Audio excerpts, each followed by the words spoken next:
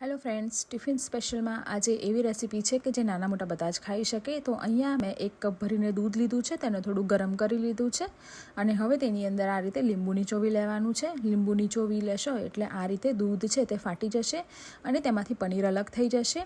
તો હવે આપણે પનીર છે તેને કોઈ પણ એક કપડાની અંદર ગાળી લેવાનું છે અને ગાળ્યા પછી આ રીતે મેં એક બોલમાં લઈ લીધું છે અને તેની સાથે પનીર જેટલો લોટ મિક્સ કર્યો છે, સ્વાદ પ્રમાણે મીઠું એડ કર્યું છે અને તેની સાથે થોડા તલ પણ એડ કર્યા છે. હવે તેની સાથે આપણે કસૂરી મેથી એડ કરવાની છે, તમે લીલી મેથી યુઝ કરી શકો છો. થોડી ખાંડ એડ કરીશું અને બીજા બેઝિક મસાલા.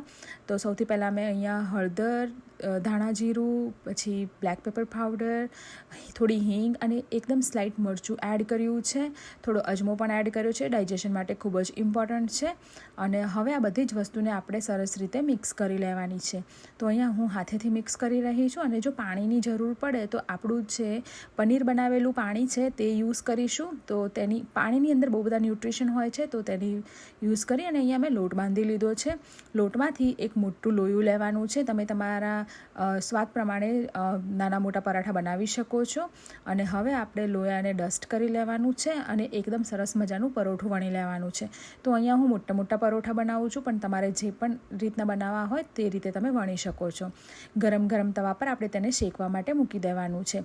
બંને બાજુથી થોડું થોડું શેકાઈ જાય પછી થોડું તેલ આ રીતે એડ કરી અને તેલના ટુવા દઈને આપણે તેને શેકવાનું છે. તો એ તમે જોઈ શકો છો કે મારું જે પરોઠું છે તે એકદમ સરસ રીતે શેકાઈ ગયું છે અને રેડી થઈ ગયું છે. Thanks for watching.